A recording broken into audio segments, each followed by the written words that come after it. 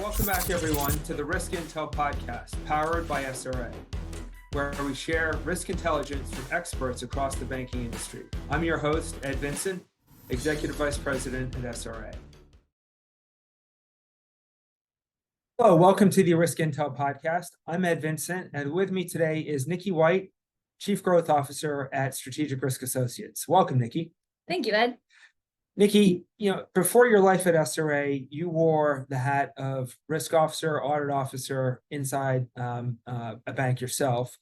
And so I think you're interestingly equipped to answer this question that we're going to delve into today around strategy and risk, right? And you hear this comment often made that strategy and risk represent two sides of the same coin. Can you unpack that a little bit? What does that mean?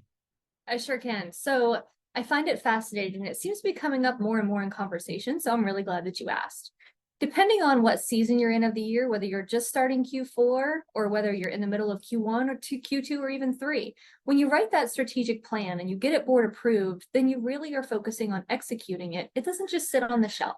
But as you are establishing what your strategic objectives are, it's been interesting in client conversations about how they're incorporating risk into that strategy. The strategic goals that they set may be hampered by their risk profile without them even knowing it. So what we find is that whenever clients have disparate reporting systems where all of their risks are reported and measured in different reports in different departments, they don't have that one aggregated view to say, can we actually execute on our strategy, or are we held back by an elevated risk profile in one or more areas? An example of that might be you have an initiative to have some pretty aggressive loan growth.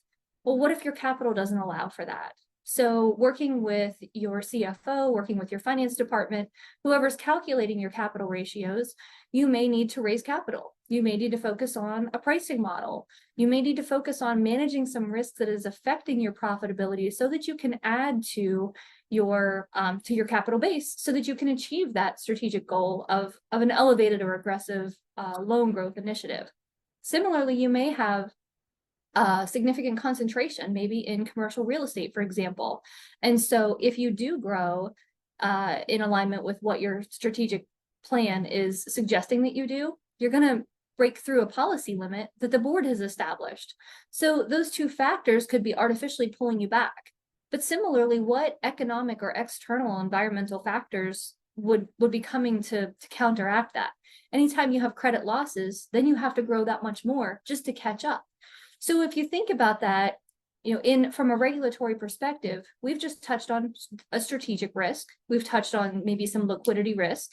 We've touched on some credit risk. We've touched on potentially some interest rate risk from a pricing perspective. All of these different factors are risk factors that affect how you should approach managing your strategic plan. A lot to think through there. So there's clearly a huge amount of interconnectivity between the two. Is there a sequence that you right? You talked about updating of a strategic plan at this time of year, right? How does that intersect with looking at risk appetite, right? I mean, is it one then the other, right? How do those things kind of tie into each other? They all need to happen in conjunction. And the way that you framed your question is what we often see challenges that our clients are experiencing.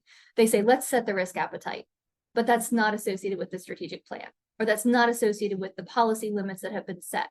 They need to all be done in collaboration across all of the various departments and really established at the same time and measured and monitored consistently and together throughout the entire year. Strategic planning is not a one and done. It's not a 1 quarter focus. So regardless of where we are in the year, it's something to focus on. Thank you. Fascinating topic. I'm sure there's plenty more that you could talk through on an individual bank by bank basis.